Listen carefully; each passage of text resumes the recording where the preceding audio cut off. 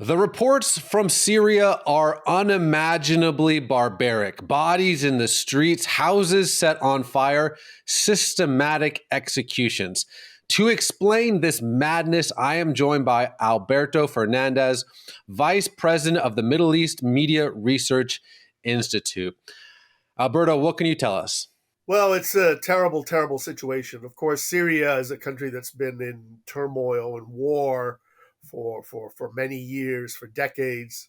In December, of course, the Assad dictatorship kind of just fell apart, and an Islamist government took over in Damascus. Last week, March 6th, a whole bunch, just hundreds of Assad loyalists of the Alawite sect, which is a kind of heretical, heterodox Muslim. They're kind of Muslim. They're kind of not Muslim in a way. We can talk about that if you want. They rose up and they started attacking the new government people, basically attacking on the roads, killing people, attacking hospitals, killing policemen. And then the government, the Islamist government, responded. And they brought in hundreds, thousands of fighters, some really bad guys, some jihadists, and basically have been on a rampage for days. The numbers are, as you said, they're appalling. We don't know exactly how many. The low ball is at least 1,000 dead, most of them civilian. High ball, you see numbers like 7,000, 9,000. We don't know if they're true or not, but just a terrible, terrible situation. Yeah, can you help us break down the difference between, there's so many different factions. There's Druze, there's Alawite, there's Syria, there's Sunni, there's Shiite, there's Kurds. So we don't have time to get into the complexities of Syria, but who are the Alawites compared to, let's say, Sunni jihadists? What is the main quarrel? Well, Alawites are part of that group of pseudo-Muslim or quasi-Muslim groups. For in the Middle East, they're to be clean, they're usually called Shia, like the Shia Muslims of Iran and Lebanon. But actually, they're not really ordinary Shia. I've been there. I've been in the mountains with them in their villages, and they don't have mosques. They don't pray 5 times a day. Their religion is a mishmash of Islam, Christianity, paganism. They used to be called Nusayri, which means little Christian, because they would practice something like baptism. But they also consider Ali, the cousin and son-in-law of Muhammad, to be a kind of a deity of some sort. So you can see they're kind of a pseudo-Muslim sect. And of course, for Sunni Muslims, the majority of Islam and the majority in Syria, they regard them as, something bizarre, right? A cult, a sect, as we would kind of see some kind of strange belief system. On top of that, they, of course, supported, and the Assad family were Alawites. So they were an integral part of the security services of the secret police of the Republican Guard. So you have religious hatred on top of, you could say, political hatred based on what the Assad regime did over the past 50 years. So when it comes to where the Christians in Syria stand, it's confusing to say the least, because you would think that a dictator that uses barrel bombs against his own people would not be where the Christians go. But compared to ISIS, a lot of Christians did support the Assad regime. So is that maybe the reason that you're seeing reports of Christians being a part of this massacre? Well, first of all, the most accurate estimates are that very few Christians have been killed. There's been a lot of exaggeration, and you see headlines that say Christians and Alawites massacred. It's basically Alawites. One trustworthy Syrian Christian site that I know very well talks about 4 or 5 Christians killed. Another one says 8 Christians killed. Now, the community is dwindling. These are our brothers and sisters, and 8 Christians killed in Lebanon, in Syria, is a catastrophe. But actually 99% of the people massacred are, Muslims killing other Muslims, Sunni Muslims killing Alawites.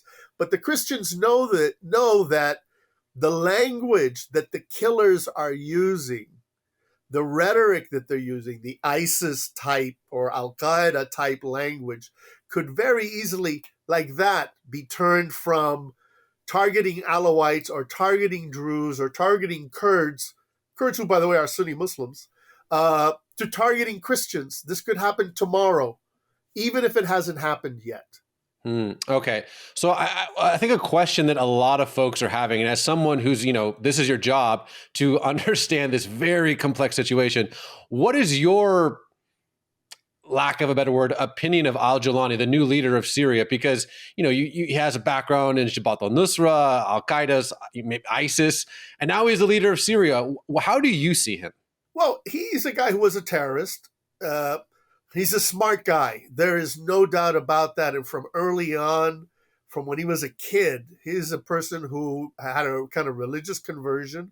He comes from a family that was not particularly religious. As a young man, he became religious. He was radicalized by the war in Iraq and left as a 20-year-old to go fight in Iraq.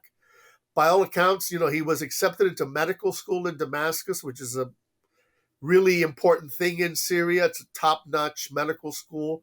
There are Americans who used to work there back in the day. So he's always been a smart guy, and as a political player, he's been really smart. He was with ISIS, and he broke with ISIS. And to cover that, he highlighted the ties with Al-Qaeda. And then when Al-Qaeda became inconvenient, he broke ties with them and actually fought them. He fought ISIS and he fought Al-Qaeda while being formally ISIS and Al-Qaeda.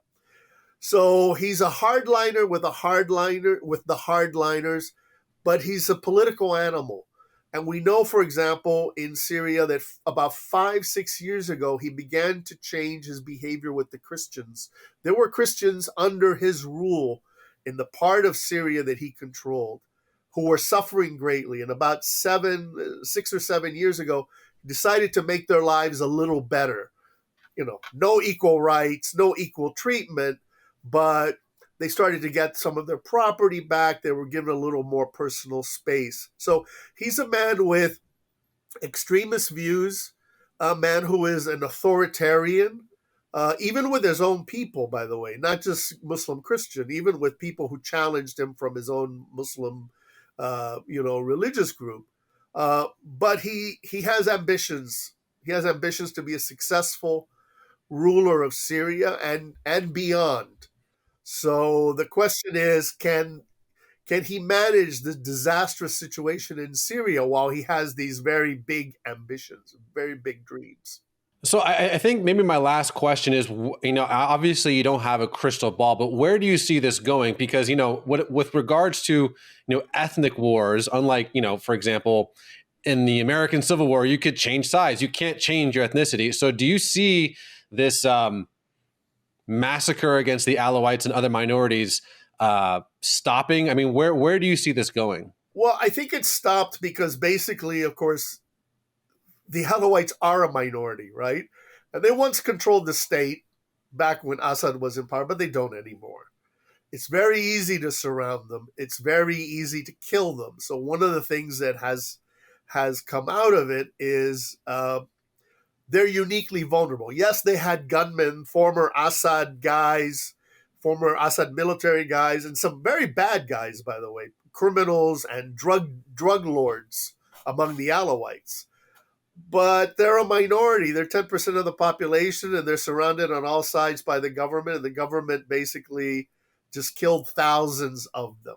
Now, to some people in Syria, what happened is not a bad thing. There are a lot of people in Syria. There are people who demonstrated against us. There are people who are horrified by what happened in Syria. There are demonstrations in Damascus. But there are many Syrians who say, what goes around comes around. You did this to us for 50 years, you Alawites, and now we're doing it to you. So unfortunately, this is like the first phase in a kind of a very complicated situation. There are other groups in Syria, the Druze and the Kurds, who are armed. And one thing that they've learned from the last week is don't give up your weapons, look for foreign allies, and be very distrustful of the people who are in charge in Damascus. Alberto, thank you very much. That was extraordinarily insightful. Thank you.